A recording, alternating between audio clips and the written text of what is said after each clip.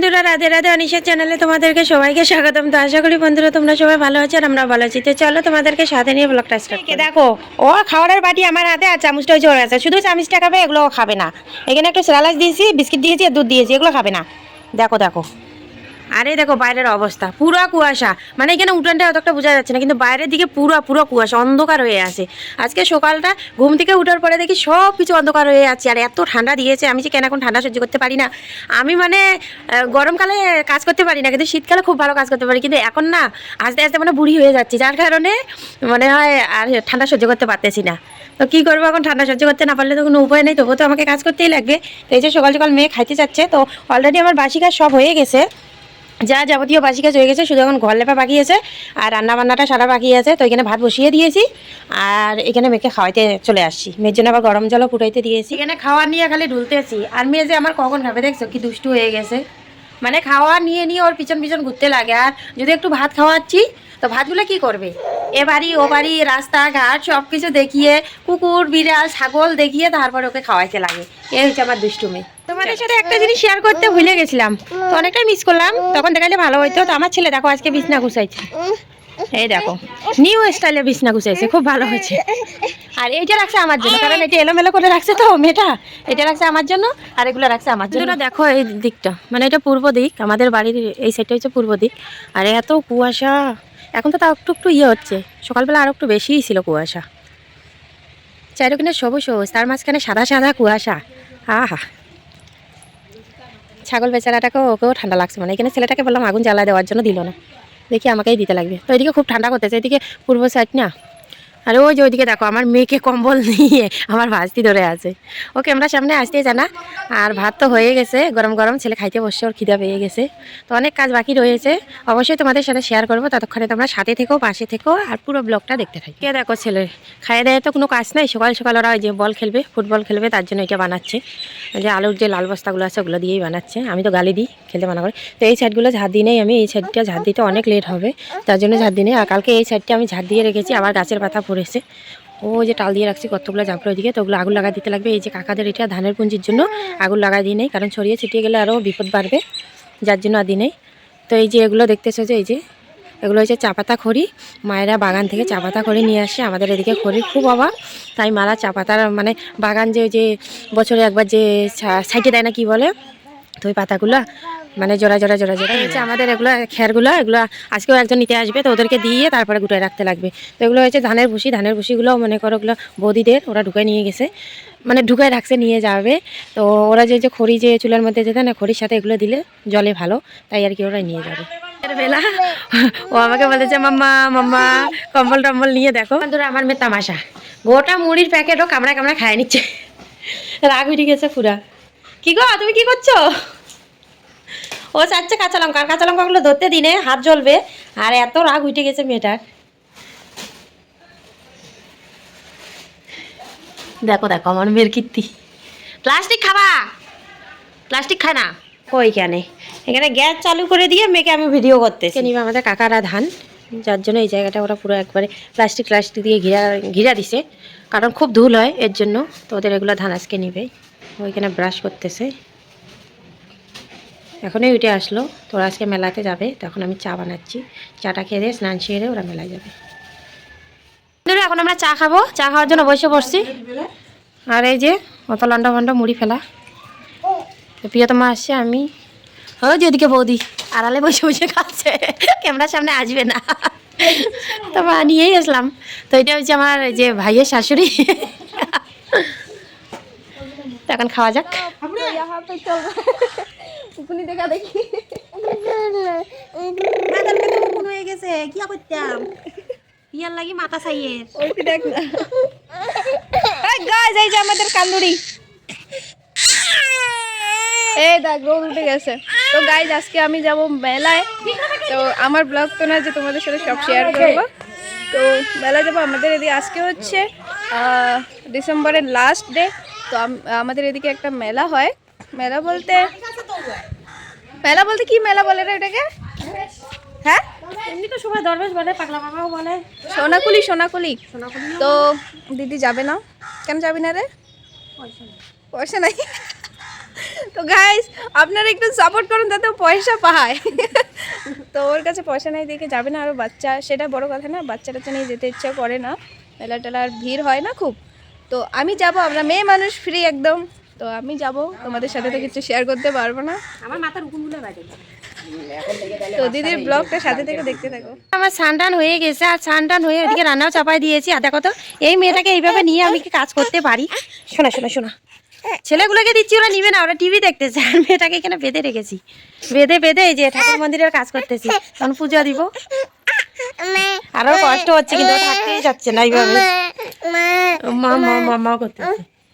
তো যাকে এখন মন্দিরে চলে আসছি, আর এখন তো পূজা দিতেই লাগবে, পূজা না দিয়ে তো উপায় নেই। তো দেখি ওকে এখানে যে নামাই দিব তাও বিপদ, সব লন্ডভন্ড করে ভেঙে দিবে, কিচ্ছু রাখবে না।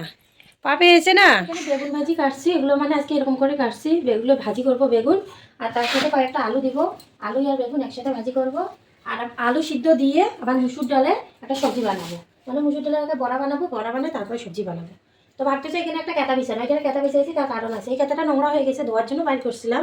তো এবার মেয়ে দেখি ঘরে ঘরে হাঁটতেছে, তাই আর কি যাতে ঠান্ডা না লাগে এর জন্য এই ক্যাতাটা এখানে বিছিয়ে দিয়েছি। তো যাকে তোমরা দেখতে থাকো, আমি এগুলো তাড়াতাড়ি করে। তেলটা গরম হয়ে গেছে, আর এখানে আমি এখন বেগুন আর আলু ভাজি বসাই দিব। তেল ফুটতেছে,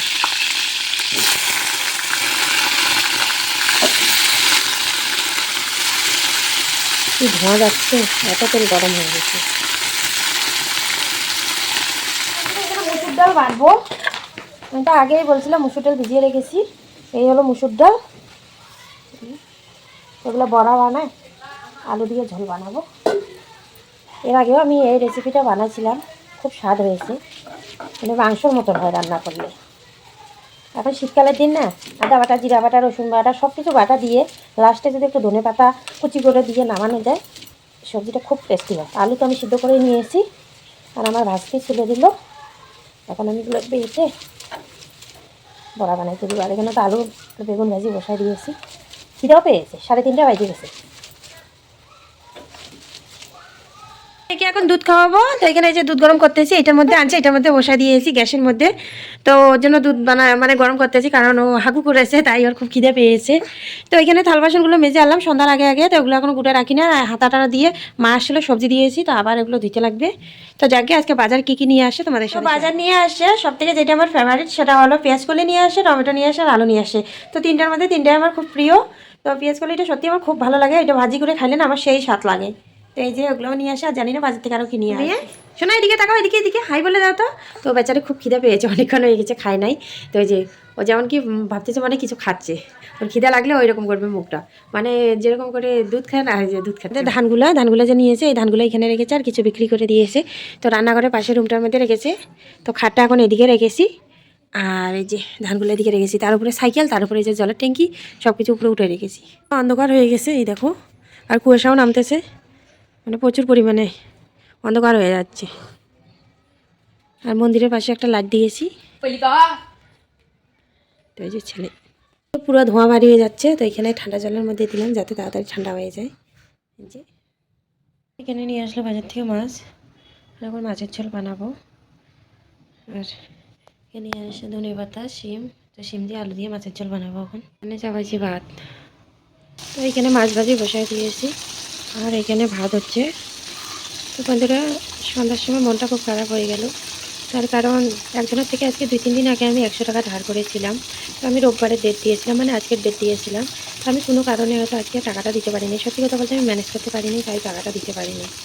আর এই টাকাটা দিতে পারিনি দেখে আমাকে এতগুলো কথা শুনতে লাগবে, আমি কল্পনাও করতে পারিনি। সত্যি কথা বলতে আজকে খুব খারাপ লাগতেছে, সামান্য 100 টাকার জন্য কতটা অপমানিত হইলাম। মানে আমার মতন অভাগী জনই, মানে আমার মতন অভাগা কপাল জনই কারো ভাগ্যে না হয়। মানে সামান্য 100 টাকার জন্য আজকে আমি মানুষের কাছে এত বড় কথা শুনলাম। তো যেটা আমি শুনেছি সেটা যিনি কাউকে শুনতে না লাগে, আর ভগবান যিনি কখনো যিনি কাউকে এই দিনটা না দেখায়, আমার মতন দিনটা।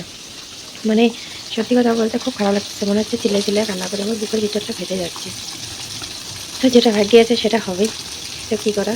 তো আজকে এটা দিতে পারলাম না, কালকে সোমবার, কালকে যেখান থেকে পারি ম্যানেজ করে আমাকে দিতেই লাগবে টাকাটা।